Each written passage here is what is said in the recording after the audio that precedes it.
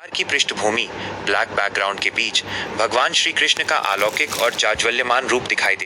कन्हा के होठों पर सजी बांसुरी और उनकी गहरी एकाग्र आंखें एक बहुत ही सुंदर प्रश्न का समाधान ढूंढ रही हैं। मन को शांत और स्थिर कैसे रखें? श्रीमद् भगवत गीता के 6ठे अध्याय में अर्जुन भी श्री कृष्ण से यही कहते हैं कि तारांकन, हे माधव, यह मन बड़ा चंचल है, प्रमथन स्वभाव वाला है, हठीला और बलवान है। इसे रोकना तो वायु को वश में करने जैसा कठिन है। तब कन्हा मुस्कुराते हैं और अर्जुन को एक बहुत ही सुंदर सत्य समझाते हैं।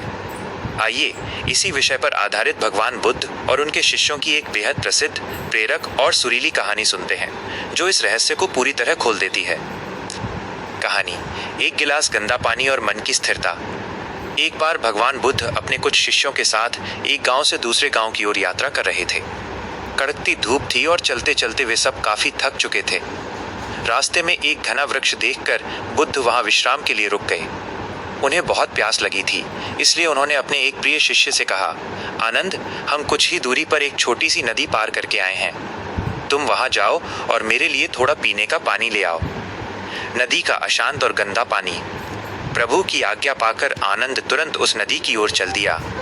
लेकिन जैसे ही वो नदी के तट पर पहुंचा, उसने देखा कि कुछ समय पहले ही वहां से कुछ बैलगाड़ियां नदी पार करके गुजरी थीं।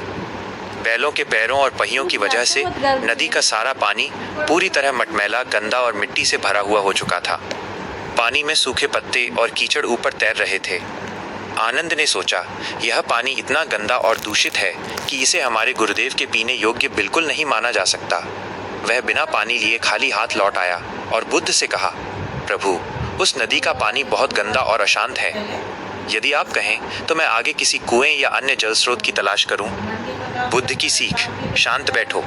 बुद्ध ने मुस्कुराते हुए कहा, नहीं आनंद, हम यहीं विश्राम करेंगे। तुम कुछ देर यहीं शांत बैठो। आधे घंटे बीत जाने के बाद बुद्ध ने आनंद से दोबारा कहा, आनंद, अब एक बार फिर उसी नदी पर जाओ और पानी लेकर आओ।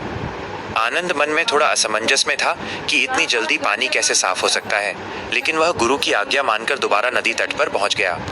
स्थिर हुआ पानी, शुद्ध हुआ स्वरूप। जब आनंद इस बार नदी पर पहुंचा तो वो आश्चर्यचकित रह गया। नदी का पानी अब पूरी तरह से साफ, कांच की तरह पारदर्शी और निर्मल हो चुका था। मिट्टी, कीचड़ और सूखे पत्ते नीचे नदी की सतह बॉटम पर बैठ चुके थे और शुद्ध जल ऊपर तैर रहा था। आनंद ने बड़े ही आनंदित मन से घड़े में पानी भरा और बुद्ध के पास लौट आया।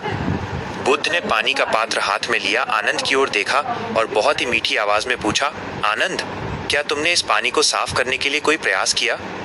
क्या तुमने इसमें हाथ डाला या कोई फिल्टर लगाया? आनंद ने कहा, नहीं प्रभु, मैंने तो कुछ भी नहीं किया।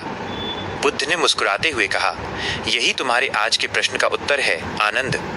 तुमने इसे कुछ समय के लिए अकेला छोड़ दिया और शांत रहने दिया। मिट्टी अपने आप